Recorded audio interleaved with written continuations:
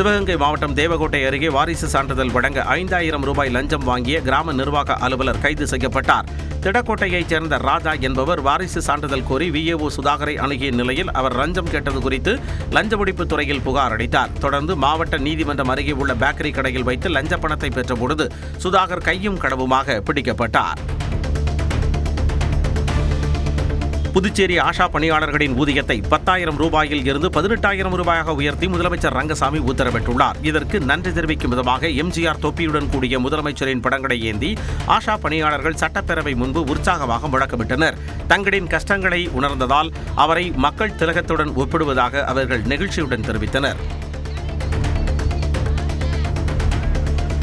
விருதுநகர் மாவட்டம் இருக்கன்குடி மாரியம்மன் கோவிலில் உண்டியல் காணிக்கை கணக்கிடும் பணி நடைபெற்றது. இதில் 90,25,000 ரூபாய் ரொக்கமும் 143 கிராம் தங்கம் மற்றும் 860 கிராம் வெள்ளியும் காணிக்கையாக கிடைத்துள்ளன.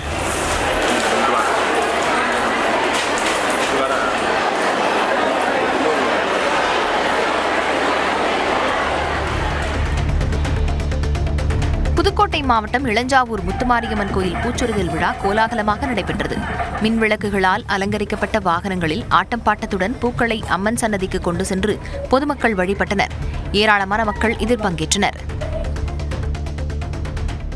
காப்பீடு பெற்றுத் தருவதாக கூறி பல லட்சம் ரூபாய் மோசடி செய்த கும்பல் தூத்துக்குடியில் சிக்கியது. தமிழ்நாடு முழுவதும் 1000க்கும் மேற்பட்டவர்களுக்கு போலியாக காப்பீடு எடுத்து பல லட்சம் ரூபாய் மோசடி செய்ததாக 5 பேர் கொண்ட கும்பல் தூத்துக்குடியில் கைது செய்யப்பட்டது. 2020ஆம் ஆண்டு முதல் தற்போது வரை இதன் மூலம் பல லட்சம் ரூபாய் மோசடி செய்திருப்பதாகவும் கூறப்படுகிறது. கைது செய்யப்பட்ட 5 பேரும் நீதிமன்றத்தில் ஆஜர்படுத்தப்பட்டு சிறையில் அடைக்கப்பட்டனர். மணப்பாறை அருகே பள்ளி மாணவிகளிடம் பாலியல் சீண்டலில் ஈடுபட்டதாக ஆசிரியர் கைது செய்யப்பட்டார். அரசு தொடக்கப்பள்ளி ஒன்றில் ஆசிரியராக பணியாற்றி வந்த பாஸ்கர் மாணவிகள் சிலரிடம் பாலியல் சீண்டலில் ஈடுபட்டதாக புகார் எழுந்தது. ஆசிரியர் மீது நடவடிக்கை எடுக்க கோரி பொதுமக்கள் போராட்டத்தில் ஈடுபட்டனர். புகாரின் பேரில் போக்சோ சட்டப்பிரிவில் ஆசிரியர் பாஸ்கர் கைது செய்யப்பட்டுள்ளார். உரிய நடவடிக்கை எடுக்காமல் இருந்ததாக தலைமை ஆசிரியர் வேளாங்கண்ணியும் கைது செய்யப்பட்டார். கும்பகோணம் அருகே மருதாநல்லூரில் வயலில் அறுந்து கிடந்த மின்சார கம்பியை மிதித்த பெண் பரிதாபமாக உயிரிழந்தார். தமிழரசி என்ற அவர் வீட்டிற்கு எதிரே உள்ள வயல்வெளியில் நடந்து சென்றபோது மின்கம்பி அறுந்து கிடந்ததை கவனிக்காமல் மிதித்ததில் மின்சாரம் தாக்கியது. தகவல் அறிந்து வந்த மின்வாரிய ஊழியர்கள் உடனடியாக மின் விநியோகத்தை நிறுத்தினர். இறந்தவரின் சடலம் உடற்கூராய்வுக்கு அனுப்பி வைக்கப்பட்டது. திருவள்ளூர் மாவட்டம் சித்தம்பாக்கம் கிராமத்தில் சவுடு மணல் அள்ள எதிர்ப்பு தெரிவித்து இயந்திரத்தை பொதுமக்கள் சிறைபிடித்ததால் பரபரப்பு ஏற்பட்டது. ஏரியில் அரசு நிர்ணயித்த அளவை விட சட்டவிரோதமாக 20 அடி ஆழத்திற்கு மேல் பள்ளம் தோண்டப்பட்டு மணல் எடுக்கப்பட்டதாகவும் அதனால் நிலத்தடி நீர் பாதிக்கப்பட்டிருப்பதாகவும் மக்கள் குற்றஞ்சாட்டியுள்ளனர். இந்த ஏரியில் சவுடு மணல் குவாரிக்கான அனுமதியை ரத்து செய்ய வேண்டும் எனவும் கோரிக்கை விடுத்துள்ளனர். தஞ்சாவூர் மருத்துவக் கல்லூரி மருத்துவமனையில் மூளைச்சாவடைந்த நபரின் உடல் உறுப்புகள் தானமாக வழங்கப்பட்டன. கடந்த பிப்ரவரி மாதம் 20ஆம் தேதி கடலூரைச் சேர்ந்த 56 வயது கோபால் விபத்தில் படுகாயமடைந்த நிலையில் தொடர்ந்து சிகிச்சை அளிக்கப்பட்டு வந்தது. இந்நிலையில் சிகிச்சை பலனின்றி மூளைச்சாவடைந்தார். இதையடுத்து அவரது குடும்பத்தினர் சம்மதத்துடன் சிறுநீரகங்கள் மற்றும் தோல் தானமாக பெறப்பட்டு திருச்சிக்கு அனுப்பி வைக்கப்பட்டன. உயிரிழந்தவரின் உடலுக்கு அரசு சார்பில் கல்லூரி முதல்வர் மலர் மாலை அணிவித்து மரியாதை செலுத்தினார். கோவை மாவட்டம் பொள்ளாச்சி அருகே தாறுமாறாக வந்த கார் சாலையோரமாக தலைகீழாக கவிழ்ந்து விபத்துக்குள்ளானது.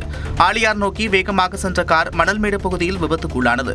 இந்த காரை ஓட்டி வந்த நபர் தலைக்கேறிய மதுபோதையில் இருந்த நிலையில் வெளியே வந்து சாலையோரமாக படுத்து உறங்கினார். அவரை எழுப்புவதற்கு காவல்துறையினர் மேற்கொண்ட முயற்சி தோல்வியில் முடிந்தது. கர்நாடக மாநில ஆடிட்டர் கொலை வழக்கில் தேடப்பட்டு வந்த 9 குற்றவாளிகளை கிருஷ்ணகிரி மாவட்டம் போச்சம்பள்ளி அருகே காவல்துறையினர் அதிரடியாக கைது செய்தனர். தருமபுரியிலிருந்து போச்சம்பள்ளி நீதிமன்றத்தில் சரணடைய வந்தபோது காவல்துறை வாகன தணிக்கையை கண்டு தப்பியோடிய 4 பேரையும் காவலர்கள் விரட்டி பிடித்தனர். பிடிபட்ட 9 பேரையும் கர்நாடக மாநில தனிப்படையிடம் போச்சம்பள்ளி காவல்துறையினர் ஒப்படைத்தனர். திருப்பத்தூர் மாவட்டம் வடையாம்பட்டு தேசிய நெடுஞ்சாலையில் இருசக்கர வாகனம் தடுப்பு இரும்பு வேலி மீது மோதிய விபத்தில் 2 இளைஞர்கள் பலத்த காயமடைந்தனர். நேதாஜி நகரைச் சேர்ந்த விஜய், நாகராஜ் இருவரும் இருசக்கர வாகனத்தில் ஆம்பூர் சென்றுவிட்டு வீடு திரும்பினர். வடையாம்பட்டு தேசிய நெடுஞ்சாலை அருகே வந்தபோது இவர்கள் விபத்தில் சிக்கி பலத்த காயமடைந்தனர். அக்கம் பக்கத்தினர் அவர்களை மீட்டு 108 ஆம்புலன்ஸ் மூலம் வாணியம்பாடி அரசு மருத்துவமனைக்கு அனுப்பி வைத்தனர். கொடைக்கானல் அருகே அஞ்சுவீடு கிராமத்திற்கு செல்லும் சாலையில் பிக்கப் வாகனம் கவிழ்ந்த விபத்தில் ஓட்டுநர் லேசான காயமடைந்தார். மதுரையிலிருந்து இரும்பு பொருட்களை ஏற்றிக் கொண்டு வந்த பிக்கப் வாகனத்தின் பிரேக் பழுதானதால் விபத்து ஏற்பட்டது. வாகனத்தில் இருந்த இரும்பு பொருட்கள் சாலையில் சிதறியதால் அந்த பகுதியில் சிறிது நேரம் போக்குவரத்து பாதிக்கப்பட்டது. இந்த நிலையில் சாலை சிதிலமடைந்து இருப்பதே இதுபோன்ற விபத்துகள் ஏற்பட காரணம் என்று அஞ்சுவீடு கிராம மக்கள் தெரிவிக்கின்றனர். மயிலாடுதுறை மாவட்டம் சீர்காழி அரசு மருத்துவமனையில் போதிய மருத்துவர்கள், தொழில்நுட்பவியலாளர்கள் இல்லாததால் நோயாளிகள் கடும் அவதியடைவதாக குற்றச்சாட்டு எழுந்துள்ளது. இதய பாதிப்புடன் வந்த நோயாளிக்கு எக்கோ பரிசோதனை செய்ய ஆட்கள் இல்லாததால் அவர் வேறு மருத்துவமனைக்கு பரிந்துரைக்கப்பட்டார். இதனால் ஆத்திரமடைந்த உறவினர்கள் செவிலியர்களுடன் கடும் வாக்குவாதத்தில் ஈடுபட்டனர். 272 படுக்கைகள் கொண்ட புதிய கட்டடம் இருந்தும் பணியாளர்கள் பற்றாக்குறையால் சிகிச்சை அளிக்க முடியாமல் போவதாக பொதுமக்கள் குற்றம் சாட்டுகின்றனர். மயிலாடுதுறை பொட்டவெளி பகுதியில் குத்தகை விவசாயிகளுக்கு இழப்பீடு வழங்காததை கண்டித்து புறவழிச்சாலை பாலை பணிகளை மார்க்சிஸ்ட் கம்யூனிஸ்ட் கட்சியினர் தடுத்து நிறுத்தினர். வரும் 12ஆம் தேதி அமைதி பேச்சுவார்த்தை நடைபெறும் வரை பணிகள் நடைபெறாது என அதிகாரிகள் அளித்த வாக்குறுதி மீறப்பட்டதால் போராட்டத்தில் ஈடுபட்டனர்.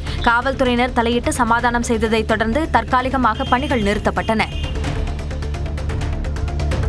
விவசாயிகளிடம் உடனுக்குடன் நெல் கொள்முதல் செய்ய வலியுறுத்தி நாகையில் சுமை தூக்கும் தொழிலாளர்கள் கண்டன ஆர்ப்பாட்டத்தில் ஈடுபட்டனர். கொள்முதல் நிலையங்களில் மூட்டைகள் தேங்குவதால் ஏற்படும் இழப்பை பணியாளர்கள் மீது சுமத்துவதையும் அதற்கான தொகையை ஊழியர்களிடமிருந்து அபராதமாக வசூலிப்பதையும் நிர்வாகம் உடனடியாக கைவிட வேண்டும் என்றும் வலியுறுத்தப்பட்டது. ஆட்சியர் அலுவலகத்தில் நடைபெற்ற போராட்டத்தில் கொள்முதல் பணியாளர்களை பணி நிரந்தரம் செய்யவும் வலியுறுத்தப்பட்டது.